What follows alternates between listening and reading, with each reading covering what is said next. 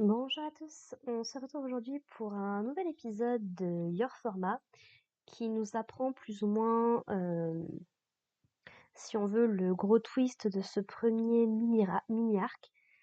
Et très sincèrement, je ne comprends toujours pas en fait pourquoi est-ce que cet arc-là en 4 épisodes n'a pas été une saison entière, si c'est pas une moitié de saison, parce que je ne vois vraiment pas, à l'heure actuelle, qu'est-ce que la série peut traiter d'autre comme sujet? Quelle histoire intéressante elle peut nous amener avec son concept? Alors, je reste ouverte, hein. Je vais peut-être être surprise, la suite est peut-être super et tout. Mais à l'heure actuelle, c'est vrai que j'ai un petit peu du mal à comprendre la direction que prend la série. C'est toujours très intéressant sur le principe, même si ça reste du vu et revu sur le concept de l'intelligence artificielle. Mais voilà, on va voir où tout ça nous emmène. Donc on reprend l'épisode après que Ichika du coup ait réussi à retrouver Furman et le docteur Lexi.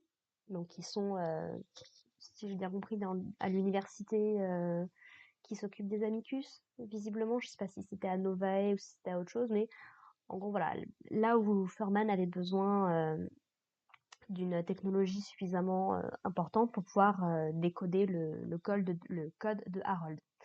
Puisque donc lui, ce qu'il veut, c'est prouver visiblement que le professeur Lexi a trafiqué des trucs, qu'elle a fait des choses qui sont pas censées être acceptables, et il veut du coup que tout ça soit public et soit révélé au monde. Donc ce qu'on découvre dans cet épisode-là, globalement, c'est que effectivement, les modèles RF, donc les trois qu'on connaît à l'heure actuelle, a priori ils sont que trois. Donc Steve qui a tué quelqu'un, je crois, mais qui est toujours dans les packs et toujours quelque part. Marvin, qui on l'apprend du coup dans cet épisode-là, a plus ou moins été détruit, visiblement, et Harold. Donc en gros, ce qu'on découvre, c'est que le professeur Lexi, en fait, elle a complètement manipulé le comité d'éthique de Novae, donc de la société qui s'occupe de s'assurer que les Amicus ne vont pas représenter une menace pour l'espèce humaine. Et en fait, elle a créé un nouveau type d'intelligence artificielle qui arrive à reproduire plus ou moins le fonctionnement d'un cerveau humain. Ce qui du coup fait que la boîte noire de ces trois amicus et de potentiellement la génération qui pourra peut-être suivre est beaucoup plus vaste que ce qui était censé être prévu à la base, de ce qui est acceptable selon les règles d'éthique créées par les humains. Et en gros, ça fait qu'ils sont capables de penser par eux-mêmes, je crois que ça veut dire, hein, encore une fois, et du coup, qu'ils sont capables d'évoluer et de changer. Du coup, le Thurman, lui, il voit ça comme un énorme problème parce que du coup, ils sont du coup un petit peu incontrôlables quelque part. Ils risquent de devenir beaucoup trop dangereux, surtout avec la pensée amicus qui moi me fera toujours flipper avec l'intelligence artificielle. Hein. C'est encore une fois pour moi une intelligence artificielle intelligente, elle se rendra compte que c'est nous le problème et donc on sera les prochains à passer à la casserole. Mais bon. Et du coup voilà et là où ça m'inquiète un petit peu, c'est que le professeur Lexi est incapable en fait d'expliquer ce phénomène-là. Elle a créé un truc sans savoir comment, concrètement. Elle sait sur le principe, c'est quand même elle qui a construit, c'est un nouveau type de cerveau, une nouvelle type de pensée, en fait. Mais elle-même est incapable d'expliquer à Ichika concrètement ce qu'elle a fait. Et ça, c'est pour moi, c'est un problème. C'est que tu veuilles défier les lois de la nature, les lois de l'éthique et tout, vas-y, amuse-toi. Je considère personnellement qu'il n'y a pas de valeur morale absolue. Sinon, nous serions programmés pour agir d'une manière ou d'une manière particulière et il y aurait qu'un petit pourcentage de la société qui, potentiellement par des erreurs génétiques ou alors par une différence de chimie interne. Enfin, je vais pas passer 3 heures là-dessus à expliquer comment marche le cerveau humain, mais il y aurait plein de choses qui ne seraient pas possibles en tant qu'espèce qui se produisent. Je pense principalement à tout le mal qu'on peut faire aux enfants. Voilà, sans rentrer dans les détails. Donc, il n'y a pas de valeur absolue. Donc, en vrai, vas-y, tu veux faire ce que tu veux, tant que tu es prêt à assumer les conséquences parce que tu as choisi de ne pas respecter les règles, vas-y, globalement, fais ce que tu veux, je m'en fiche. Mais quand tu ne peux pas expliquer pourquoi tu es parti dans cette route-là et que tu ne sais pas comment arrêter potentiellement les expériences que tu as fait, c'est là pour moi où ça devient dangereux. Et le professeur Alexis n'en est pas capable. C'est à part si tu éteins en fait concrètement les amicus quoi, directement. Mais donc voilà. Et en fait du coup Furman lui il va absolument tout révéler au monde entier puisque c'est un peu foutu de leur gueule très sincèrement. Et elle a dit non non mais s'il dévoile tout ça, Harold il va être mis hors service, il va être détruit. Vous voudriez pas ça n'est-ce pas? Et Chica, vous avez quand même fini par nouer un certain type de relation avec Harold, même si à la base les amicus c'est pas votre truc.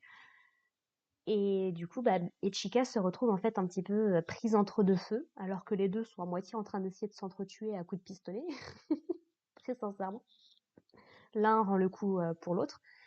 Mais en fait, elle se retrouve avec la tablette qui a le code de Harold en main et la décision de si elle veut révéler au monde ce qu'a fait le professeur Lexi ou plutôt ce qu'elle n'a pas dit, ou de protéger son collègue, quitte à prendre des risques.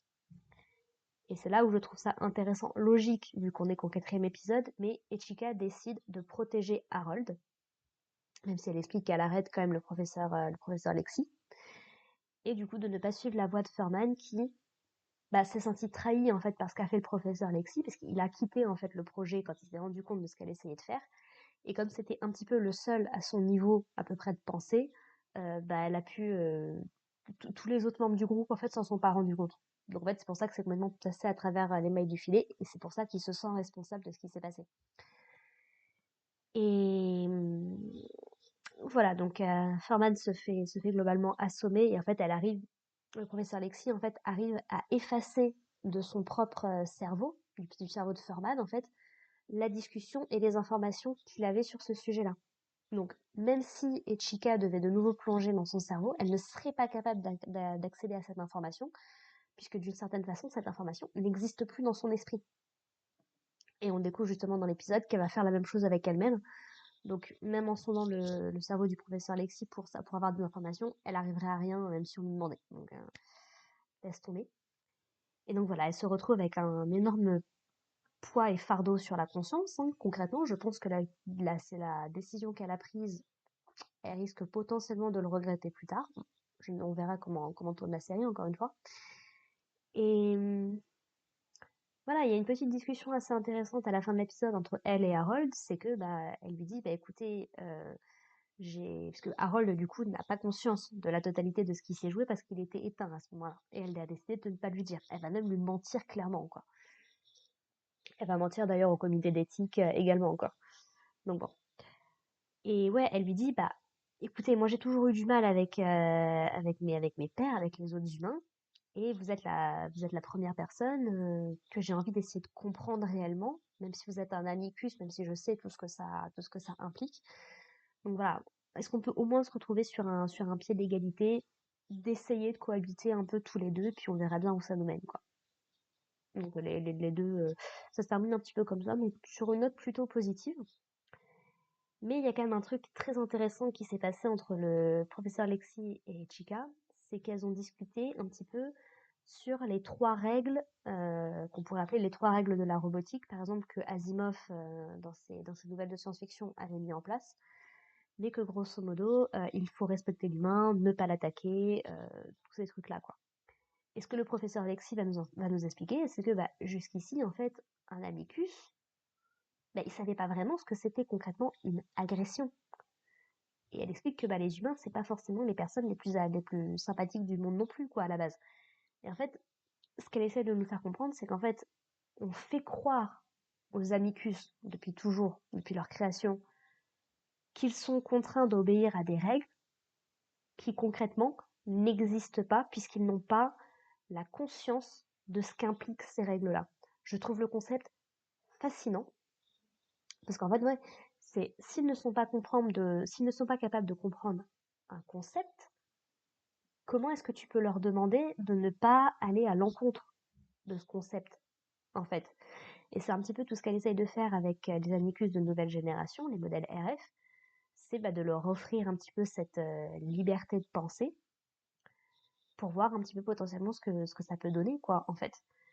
Et ça veut dire du coup que Harold pourra gagner une certaine forme de liberté beaucoup plus grande que ce qu'on aurait pu croire, parce que du coup il est pas rattaché à une quelconque règle.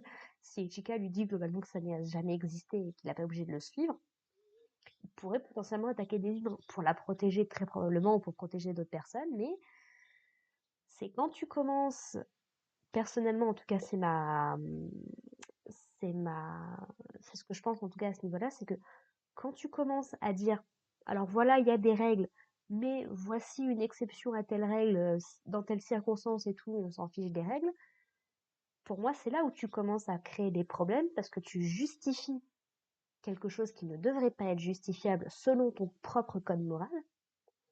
Et à partir de là, il n'y a plus de limite, il n'y a plus de moyens de contrôler en fait comment les gens vont interpréter cette exception à une règle. Je sais pas si je me fais très bien comprendre, mais pour moi, c'est comme le mensonge. Soit le mensonge, c'est une mauvaise chose et il ne faut pas mentir, soit tu autorises le mensonge dans certaines conditions. Par exemple, ce qu'on appelle le mensonge par omission, par exemple. Vous savez, c'est ah ben je t'ai pas menti, je te l'ai juste pas dit.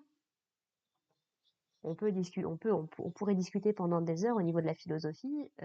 Concrètement, oui, est-ce que ne rien dire c'est mentir et tout. Mais du coup, quand tu commences à justifier que le mensonge est acceptable, en fait, tu acceptes que le mensonge n'est pas une mauvaise chose. Et pourquoi est-ce que des gens se restreindraient, en fait? Donc, ça fait partie de ce genre de questionnement qui, moi, personnellement, me fascine, sur lesquels je pourrais passer des heures, parce que la philosophie, ça a toujours été mon truc. Remettre en question le monde dans lequel on vit, ça a toujours été mon truc.